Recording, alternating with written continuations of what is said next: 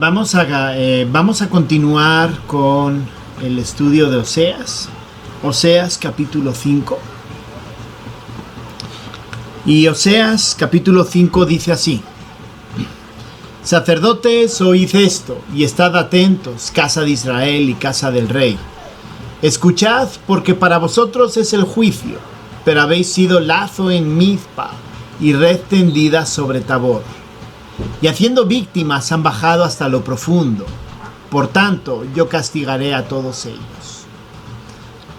Yo conozco a Efraín, e Israel no me es desconocido. Porque ahora, oh Efraín, te has prostituido y se ha contaminado Israel. No piensan en convertirse a su Dios, porque espíritu de fornicación está en medio de ellos. Y no conocen a Jehová.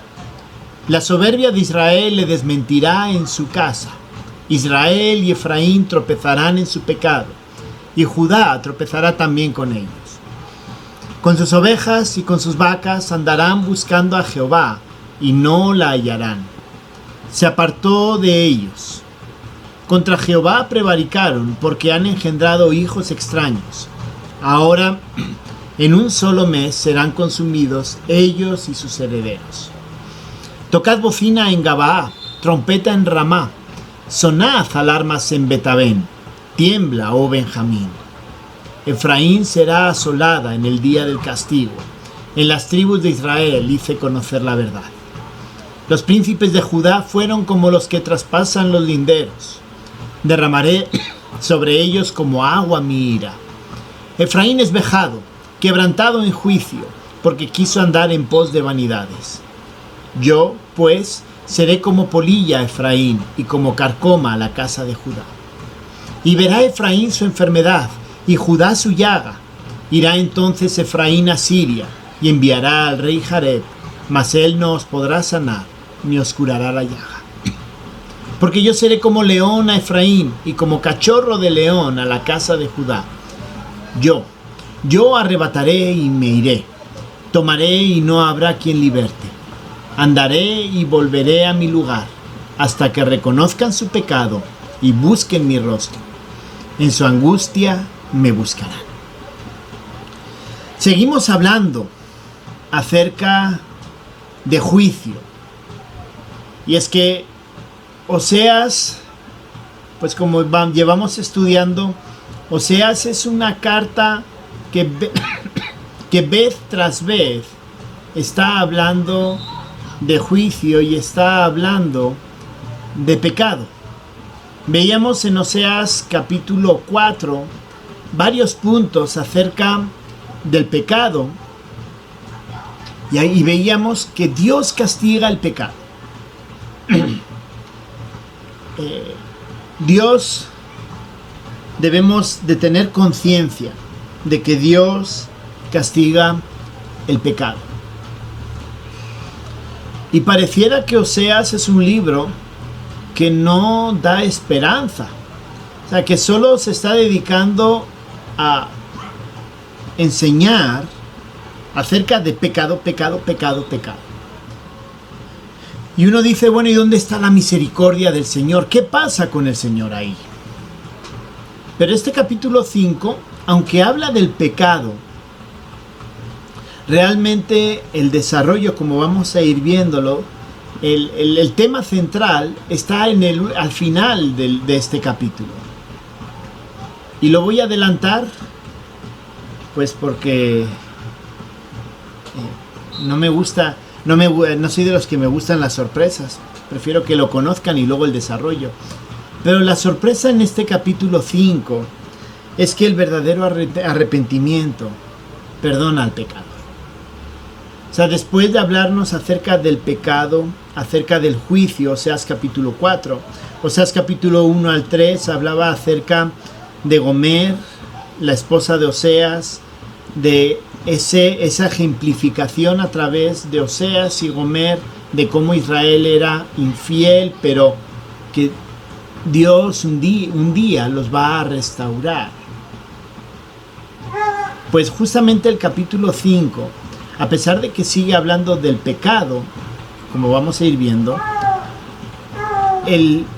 la conclusión de este capítulo es que el verdadero arrepentimiento perdona al pecador. Comienza la introducción o el primer punto que afirma Oseas es que la desobediencia produce juicio. Versos 1 y 2. Dice así: sacerdotes, oíd esto y estad atentos, casa de Israel y casa del rey. Escuchad, porque para vosotros es el juicio, pues habéis sido lazo en Mizpa y red tendida sobre Tabor. Y haciendo víctimas han bajado hasta lo profundo. Por tanto, yo castigaré a todos ellos. En estos dos primeros versículos, básicamente Oseas, el Señor a través de Oseas, está dándole a entender al pueblo. Y miren en qué orden. Comienza hablando a los sacerdotes. Dice: sacerdotes, oíd esto. Casa de Israel, estad atento. Casa del rey, escuchad. Entonces, primero los sacerdotes, luego el pueblo, y luego habla al rey. Y lo que les está diciendo es que ellos van a recibir juicio por el pecado que han hecho. Dice: el juicio es para vosotros. Dice: habéis sido lazo en Mizpa y red tendida sobre Tabor. Entonces, Mizpa y Tabor son dos lugares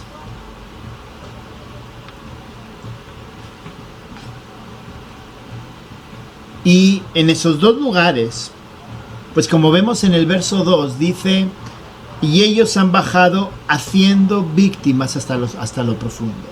Así que Israel cometió el pecado. Por cierto, Mizpa y Tabor se encuentran en territorio de Benjamín. Ellos bajaron e hicieron víctimas, es decir, mataron. Y entonces el Señor va a castigarles por ese pecado. Por tanto, yo castigaré a todos ellos. Así que Dios, lo primero es que la desobediencia produce juicio. Aunque Judá y Benjamín no estaban haciendo las cosas del todo bien, Dios juzga a cada uno por el pecado que comete. Y en este caso, el juicio va a ser sobre ellos por un pecado contra sus hermanos, contra su hermano Benjamín. Y los va a castigar. El pecado siempre es castigado. Estamos en... La sociedad de hoy día es bien rara, por decirlo así.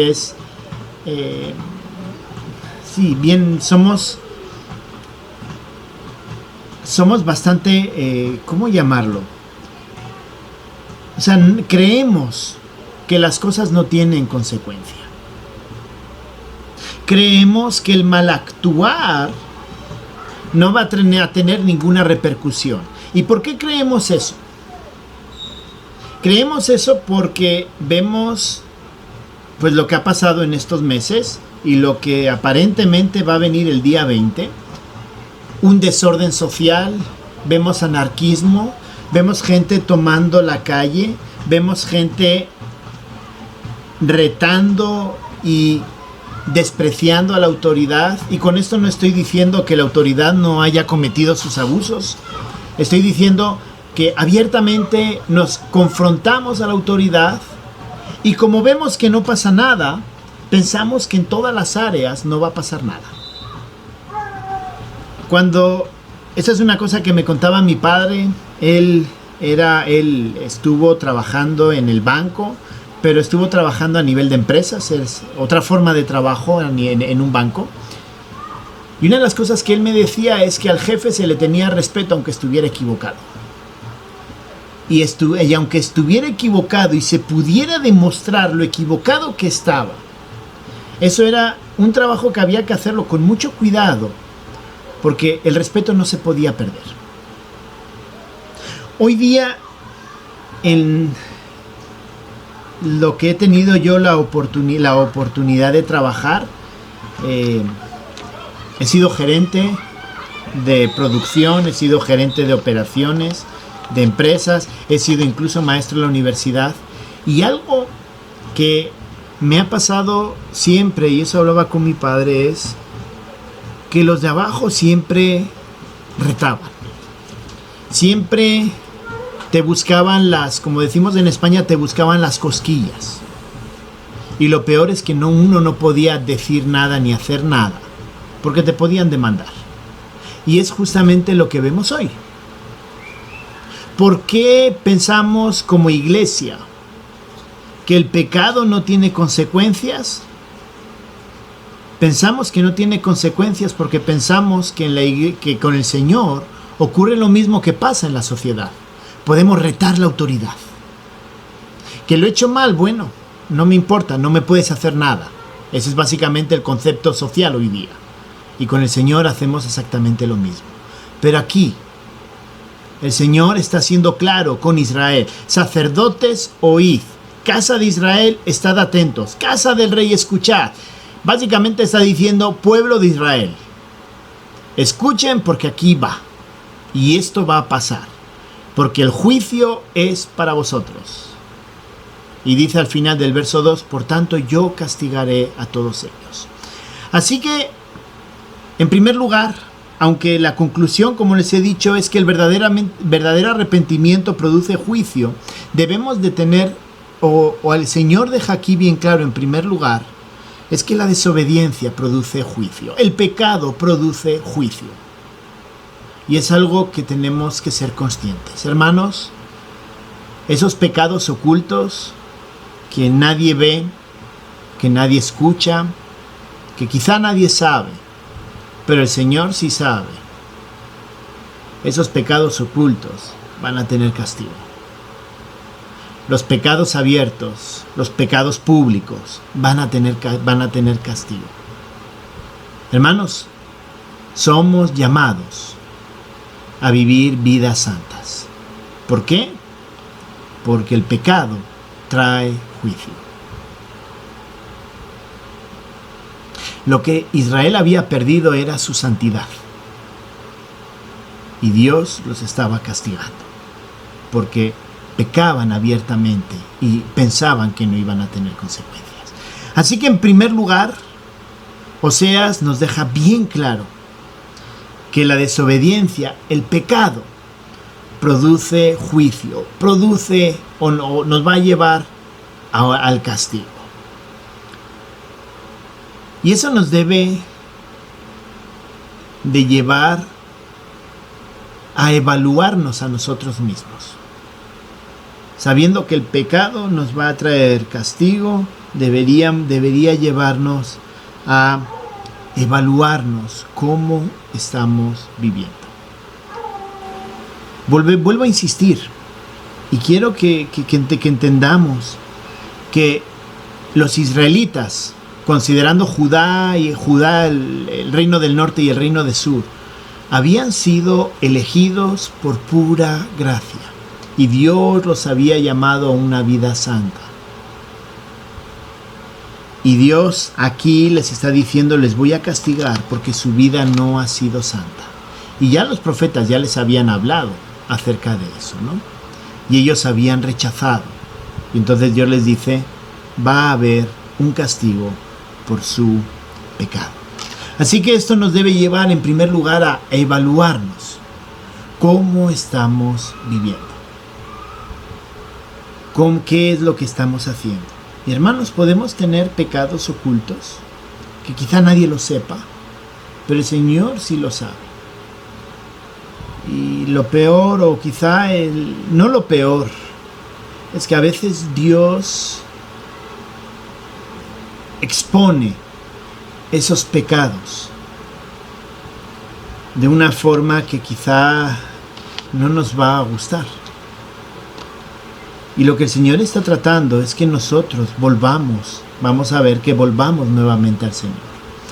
Así que seamos justos. Dios va a castigar el pecado. Debemos evaluar nuestras vidas y debemos evaluar el pecado que hay en nosotros y ver cómo cambiar nuestras vidas, cómo parecernos más a lo que el Señor quiere. Y no terminar como va a terminar Israel, como vamos a ver. En segundo lugar, Oseas, verso 3 al verso 7, nos enseña que los ritos, las prácticas, no quitan el pecado. Las prácticas, los rituales, no quitan el pecado. Miren qué dice versos 3 al 7. Yo conozco a Efraín, e Israel no me es desconocido. Porque ahora, oh Efraín, te has prostituido, y se ha contaminado Israel.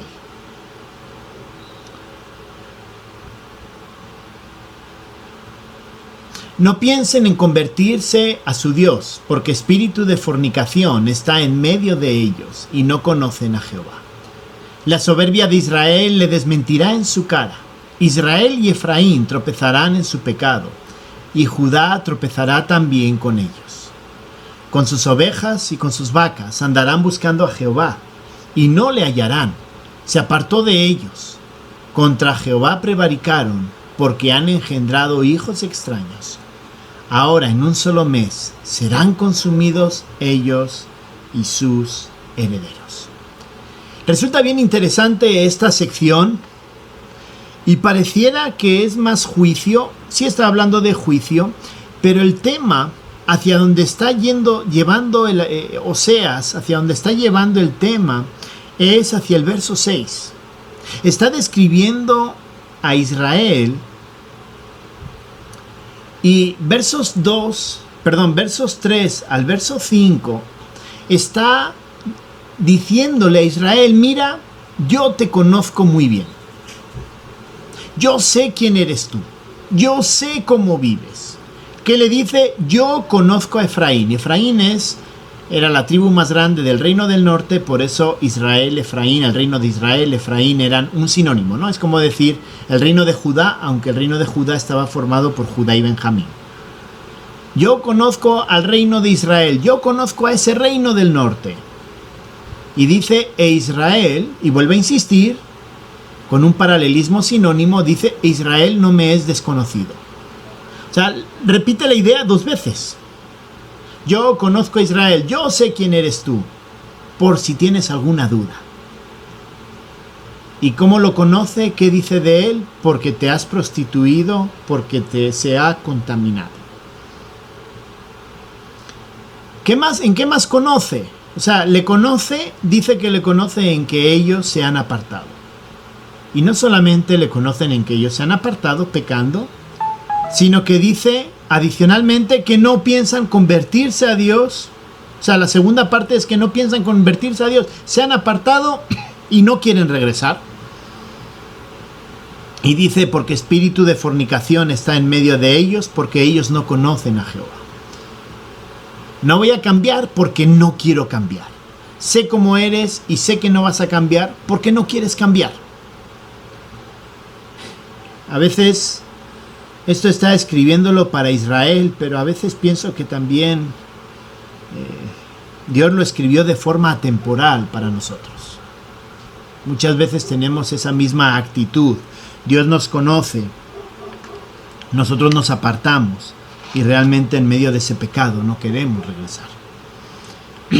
Pero sigue diciendo, hablando de Israel, diciéndole, yo te conozco, yo sé más cosas de ti, sé que te has contaminado, sé que no quieres regresar. ¿Y qué dice al final, verso 5? La soberbia de Israel le desmentirá, Israel y Efraín tropezarán, y Judá también tropezará con ellos. Es decir, le da la conclusión, les dice, mira, ustedes me están ignorando, van a caer. Y no solamente Israel, sino también Judá. Obviamente Israel cae en el 722 y Judá cae en el 606 más o menos, que es cuando la caída de Babilonia. Pero caen los dos. ¿Qué dice Dios? Va a pasar esto. Y resulta bien interesante que después de que Dios describe y Dios les dice, yo les conozco, entonces llega a la parte que yo les decía que es como el corazón de esta sección. Y es que los rituales, los ritos, la religiosidad no va a quitarles el juicio. Miren lo que dice verso 6. Con sus ovejas y sus vacas andarán buscando a Jehová y no le hallarán. Cuando está hablando aquí de vacas y ovejas y vacas, está hablando de esos animales que se utilizaban para los sacrificios. Tenemos varios tipos de sacrificios y los expiatorios se hacían con ovejas. Y los holocaustos hacían, los importantes hacían con vacas, con becerros. Así que Dios les está diciendo, miren, que me vayan a sacrificar vacas y ovejas, pero que en su corazón me sigan desconociendo, no sirve de nada.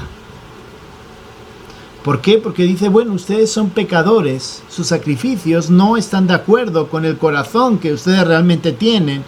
Y entonces, ¿qué dice? Porque Jehová, al final del verso 6, se apartó de ellos. Y entonces ya viene el castigo al final, ¿no? Que serán consumidos. Hermanos, hemos hablado la primera parte de que la desobediencia, el pecado, produce juicio. Y como les decía, si somos honestos con nosotros mismos, es triste tener que reconocer que a veces hay pecado. Pero no estoy hablando de ese pecado del cual somos conscientes y nos arrepentimos, sino que a veces hay pecado que dejamos que eche raíz en nuestro corazón. Nos volvemos practicantes del pecado. Y está hablando de ese tipo de pecado. Del pecado que se va enraizando en nosotros. Y está diciendo que ese pecado va a tener juicio. Y que el hecho de la religiosidad, que es la segunda parte, no sirve para nada si seguimos practicando el pecado. El pueblo de Israel, el pueblo de Judá se habían apartado completamente y seguían haciendo sacrificios, hermanos. O sea, ellos se habían vuelto, o sea, tenían a Dios, hacían sus sacrificios, pero adicionalmente tenían otros dioses por si acaso o porque les gustaba. Pero el pecado estaba arraigado en ellos y el pecado no lo querían cambiar. Entonces Dios les dice, miren, sus vacas, sus ovejas no sirven para nada porque es solamente una fachada. No es la realidad del corazón de ellos. Y entonces, como no es la realidad, va a haber una consecuencia y es que serán consumidos.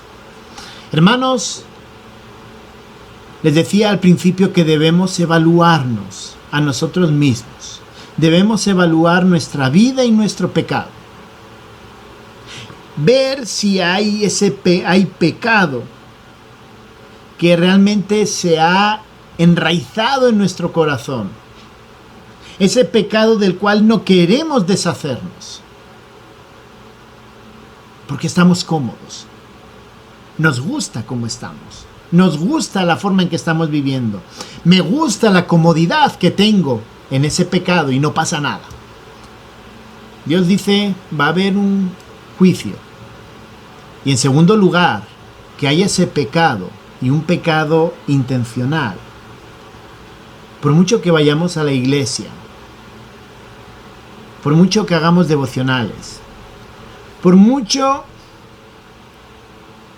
y lo voy a decir con mucho cuidado ahora, por mucho que oremos y perdónanos nuestros pecados, y oremos por el perdón de pecados, pero seguimos practicando el pecado, por mucho que tengamos ese tipo de oraciones, cuando practicamos el pecado de forma intencional y porque nos gusta, eso se vuelve ritualismo.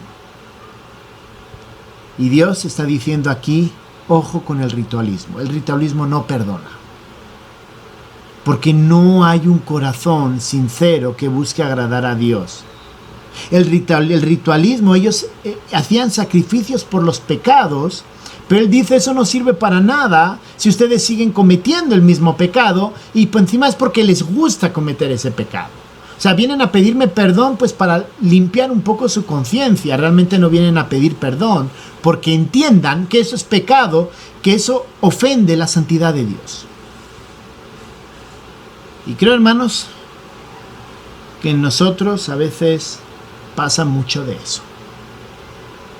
Pedimos perdón a Dios para calmar nuestra conciencia. Pedimos perdón a Dios porque sencillamente queremos como decir, ya cumplí con lo que tenía que hacer. Pero realmente no queremos cambiar ese estilo de vida. Y vamos a empezar a tocar un poco, como decía el hermano Carlos, hablando acerca de los tipos de pecado, pero hoy voy a hacer una breve mención. Hermanos, pecado no es solamente el pecado de adulterio o el pecado sexual. El pecado es todo aquello que no representa la santidad de Dios.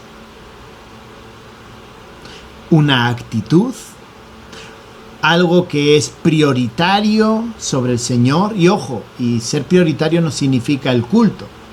Ser prioritario puede significar algo que me quite el tiempo para el Señor. Porque yo puedo estar viniendo a todos los cultos, pero si yo no tengo un tiempo personal con el Señor, porque me ocupo el día con otras muchas cosas, si yo no tengo una intimidad con el Señor, todo lo que hago no sirve. ¿Por qué? Porque el Señor busca una intimidad, una relación estrecha conmigo. No está buscando que yo sea el Señor de los cultos, el hermano de los cultos, no. Él busca en cada uno de nosotros conocernos, tener una relación estrecha. Ojo, los cultos, los estudios, la oración, nos ayuda a poder desarrollar como comunidad, como iglesia, esas áreas. Pero hermano, a cada uno de nosotros, el Señor quiere tener ese tiempo de intimidad a solas. Pecado es cuando el trabajo se convierte en prioridad sobre el Señor.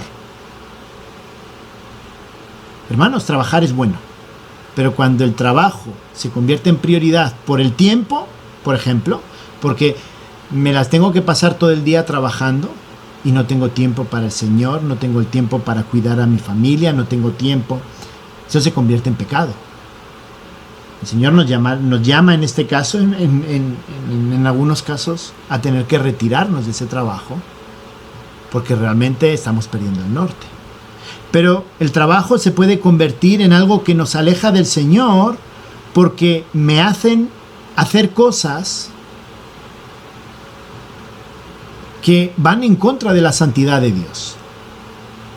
Creo que ya les conté la historia allá en México. Había una muchacha que, hablando sobre el tema de la santidad, puse este ejemplo, ¿no? Allá en México es muy normal, pues, salir, irse a lugares no muy agradables, con clientes, y luego cuando llega, pues, hay que pasar la factura, ¿no? Para que la empresa pague, o la empresa. Y entonces, básicamente, algunos contadores tienen que falsificar, comprar facturas para poder justificar esos gastos. Cuando hice la mención acerca de que eso era pecado porque estás engañando, se acercó una muchacha y me dijo, ¿y qué puedo hacer, hermano? Me dijo, yo hago eso. Y me dijo, y me tocó porque realmente, o sea, fue Dios hablándome en ese tema porque yo lo estoy haciendo, pero ahora he entendido que es pecado. Y yo le dije, mira, tienes dos opciones, hablas con tu jefe y le expresas tu sentir y que entiendes que eso está mal y le dices abiertamente que no vas a seguir haciéndolo. Y en caso de que no quiera, le digo, pues tu opción es renunciar.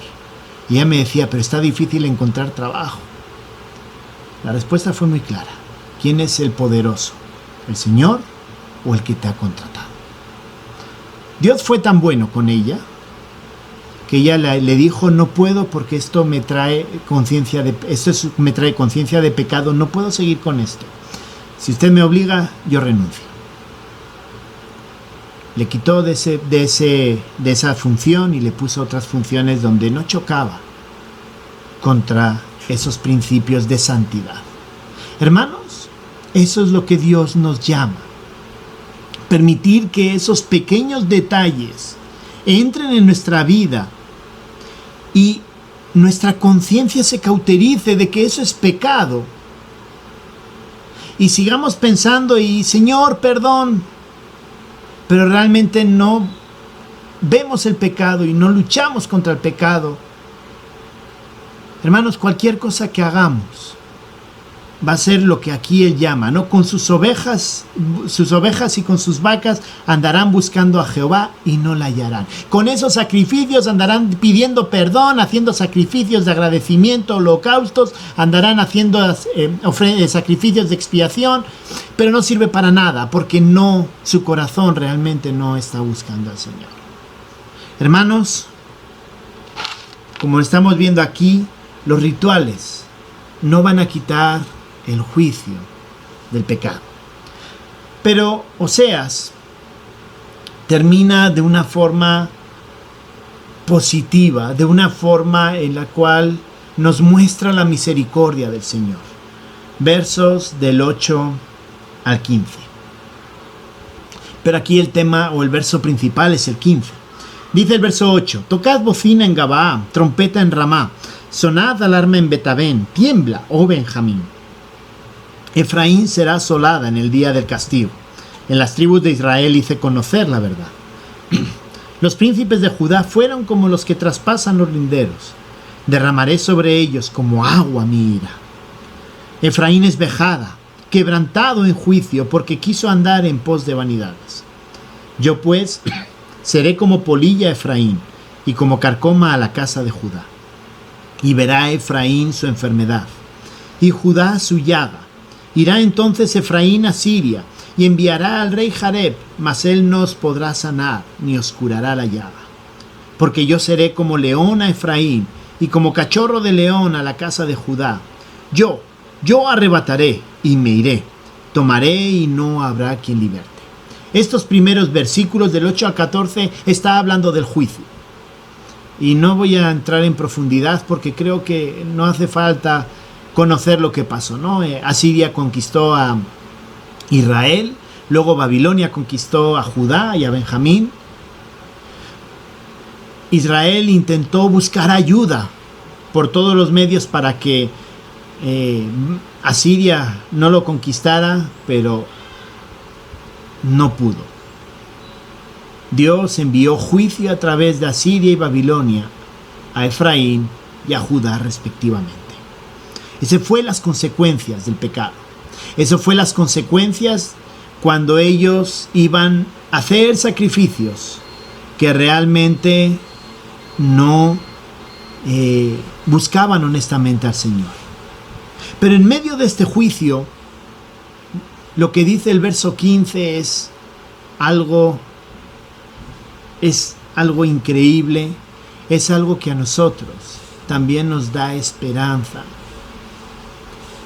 Y dice: andaré y volveré a mi lugar, hasta que me reconozcan su pecado y busquen mi rostro. En su angustia me buscarán.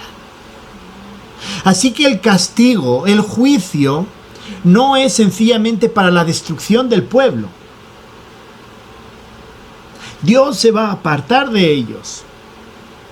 Dios los va a dejar que sufran el castigo que les corresponde por su pecado. Pero Dios tiene algo bien claro.